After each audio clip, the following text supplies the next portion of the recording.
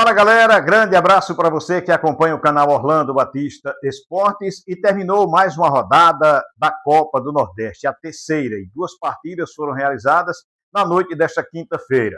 O Itabaiana, dentro de casa, perdeu para o Confiança pelo placar de 1-0.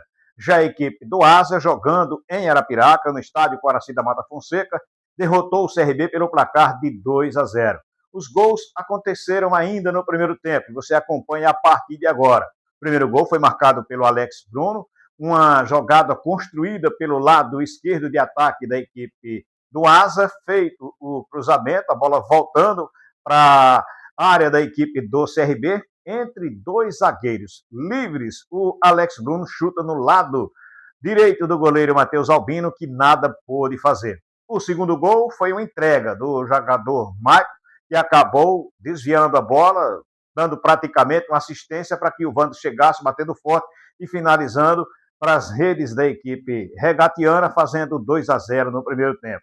A equipe do CRB foi uma equipe totalmente alternativa, inclusive com o Wallace jogando de volante no setor de meio de campo. A equipe regatiana errou muitos passes no primeiro tempo. Na segunda etapa, o técnico Barroca lançou alguns jogadores que são titulares, como o Micael, o próprio Danielzinho, o Giovani também entrou no decorrer do segundo tempo, o próprio Dadá Belmonte, que inclusive foi expulso, não joga contra a equipe do Fluminense. O time do CRB criou algumas oportunidades, mas como sempre, desperdiçando. Teve inclusive duas grandes oportunidades no primeiro tempo, no cabeceio. O Luizão, por exemplo, ficou na cara do gol e terminou não conseguindo finalizar. CRB chega ao sexto jogo sem vencer.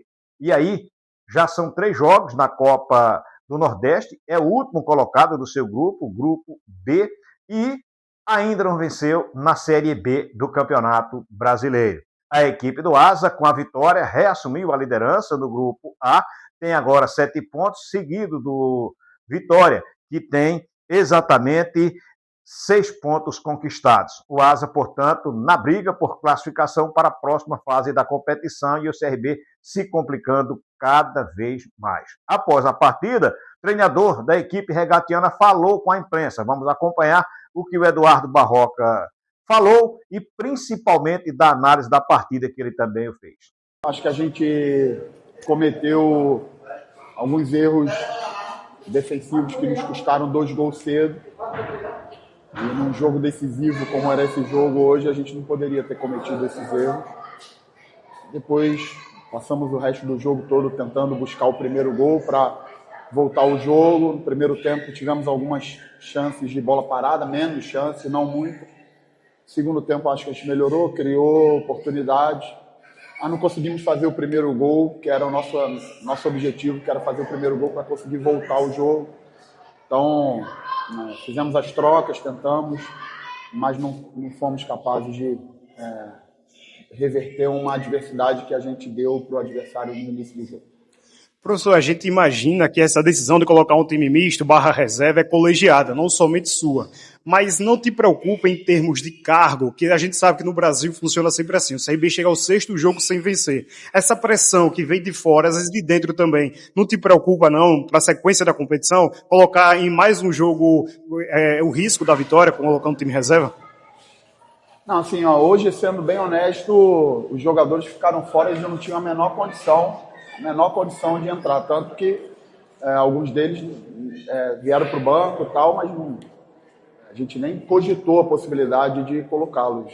O alemão estava, se não me engano, com 12 ou 13 jogos seguidos, o Lovati era o jogador mais, com os indicativos de possibilidade de lesão mais acentuados, o Baggio já tinha saído no último jogo com um desgaste grande, Hereda também. Enfim, a gente fez aquilo que entendia que tinha que fazer para ser o mais competitivo hoje. E assim, futebol tem a parte da oportunidade. Eu acho que da mesma forma que esses jogadores não tiveram em campo, outros jogadores tiveram oportunidade de mostrar, de ser protagonista. Posso citar aqui o Wallace, que na minha opinião aproveitou muito bem a sua oportunidade. Foi um jogador que demonstrou personalidade, demonstrou coragem, acho que jogou bem, foi competitivo. E é isso, agora a gente precisa virar a chave, temos um jogo novamente aí muito próximo e tomar as decisões mais próximas que nos aproximem mais de buscar a vitória, porque, como você falou do cargo, a gente pensa jogo a jogo, a gente veio para cá para tentar buscar a vitória, para dar a importância que a competição merecia e continua merecendo. A gente ainda está vivo na competição mesmo, num momento bem adverso na competição. Agora é virar a chave para o próximo jogo da Série B para que a gente consiga uma vitória em casa, quebre essa sequência, restabeleça a confiança e busque um caminho positivo que esse grupo tem condição de dar.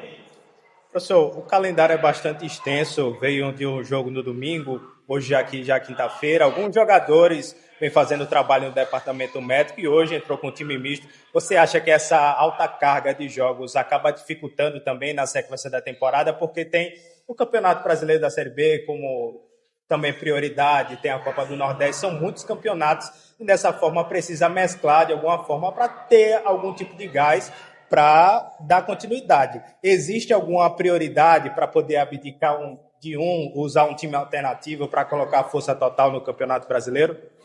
Não, assim, eu tenho por hábito respeitar a responsabilidade competitiva e de resultado de todos os jogos, né? Hoje a gente fez o nosso 20º jogo na temporada e a gente continua vivo em todas as competições e assim, a decisão de mesclar foi justamente para tentar nos aproximar de um bom resultado hoje, porque os jogadores que não entraram, eles não tinham condição de entrar hoje. A verdade é essa, muitos jogadores em sequência e indicativos de lesões assim, muito evidentes. Então, eu estou otimista com a nossa semana, a gente tem a possibilidade do retorno do Luiz Felipe já agora, Pedro Castro está trabalhando, não sei se consegue retomar já agora no próximo jogo, a gente hoje teve o Giovani nem estava nas suas melhores condições, o Giovani nem fez praticamente transição e veio na raça, acabou precisando entrar fora de posição e entrou bem ali num cenário que era adverso. A gente tem o Patrick de Luca, que a gente está tentando dar um condicionamento para ele, que também não está nas suas melhores condições, mas a gente tem uma equipe de trabalho competente, um departamento médico competente, uma equipe de saúde e performance competente para tentar, dentro desse cenário crítico de uma quantidade de jogos muito grande, um volume muito grande. A gente tem no nosso grupo aí jogadores com dos 20 jogos 19, né? Christopher 19, Baggio 19, jogadores que já jogaram 19 jogos, a gente está ainda no início do mês de abril. Então a gente vai se preparar agora para o jogo do Atlético da melhor forma para buscar uma vitória em casa.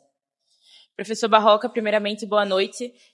A gente já vem conversando há algumas semanas, falando exatamente sobre essa dificuldade que o CRB está tendo na temporada. Então já se foi falado sobre a dura sequência, sobre o grande volume de jogos que a equipe está tendo, mas agora, mais uma vez, isso vai se repetir. Como é que vai ser a metodologia também de trabalho, analisando alguns jogadores, como você citou, podem estar retornando, mas principalmente entendendo que em nenhum momento da temporada essa sequência vai ficar mais folgado para o CRB. Vai ser algo que a equipe vai ter que lidar durante todo esse resto de 2026.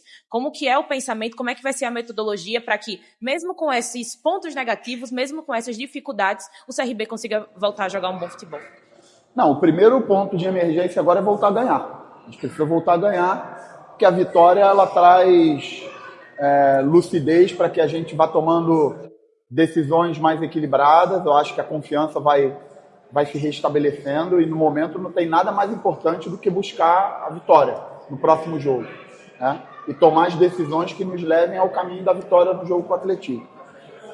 A gente já viveu anteriormente, quando a gente foi campeão estadual, a gente também estava numa sequência grande, a gente também estava jogando competições concomitantes e, como você falou muito bem, ainda vamos ter um caminho aí nesse sentido, uma densidade competitiva alta.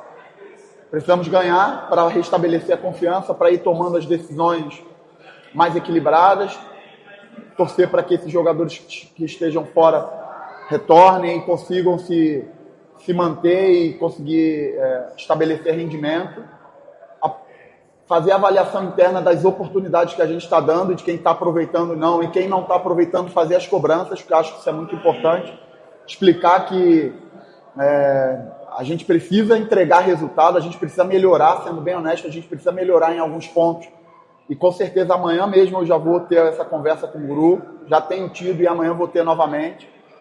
Tem uma série de coisas que, independente de quem esteja iniciando a partida, a gente precisa melhorar com urgência. e buscar a vitória contra o Atlético, porque com certeza vai nos trazer um nível de confiança que a gente precisa no momento.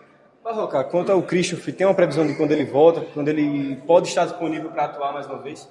Provavelmente Christopher vai ficar fora aí no mínimo de 2 a 3 semanas. Teve uma lesão no adutor, um jogador que hoje, se jogasse, teria jogado os 20 jogos dos nossos 20 da temporada, jogou 19, e num lance no jogo contra o Novo Horizontino que ele precisou abrir a perna ali, ele sentiu um desconforto, fez exame e está lesionado. Professor, alguém internamente da diretoria teve uma conversa de priorização de competição? Que é verdade que o CRB está vivo, no entanto, agora ele precisa contar com 100% e o tropeço dos outros adversários. E além disso, além dessa pergunta, há também, você acredita que essa possível eliminação da Copa do Nordeste traz uma pressão maior para a Série B que pode atrapalhar o trabalho?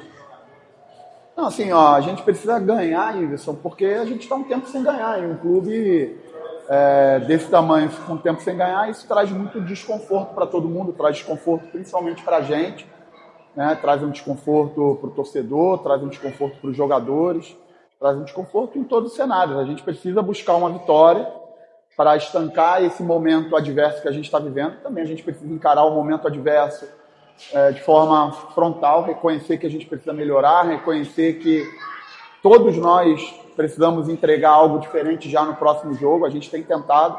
Hoje eu fiz uma preparação do jogo, assim, tratando o jogo com um cunho de decisão, até pelos resultados que aconteceram na rodada. Se hoje a gente ganhasse o jogo, tinha possibilidade, inclusive, da gente ir para a primeira colocação. Mas a gente não teve, a verdade é que a gente não teve competência e capacidade de sustentar o início do jogo. A gente sofreu gols evitáveis, gols fáceis, que a gente não poderia ter sofrido, essa que é a verdade. E a gente criou mais do que o suficiente para fazer pelo menos um gol. Sendo bem honesto, a gente não teve a competência e a capacidade de fazer.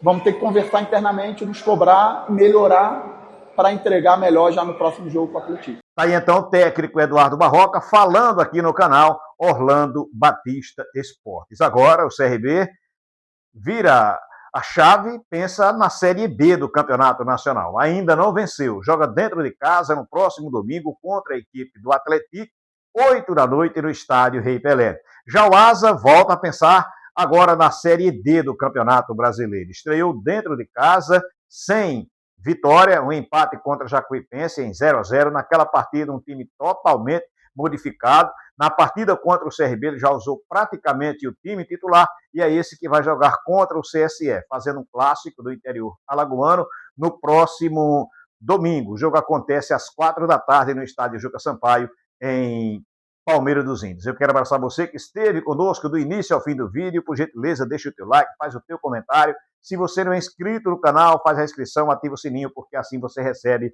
as notificações. Valeu? Grande abraço para todos, fiquem com Deus.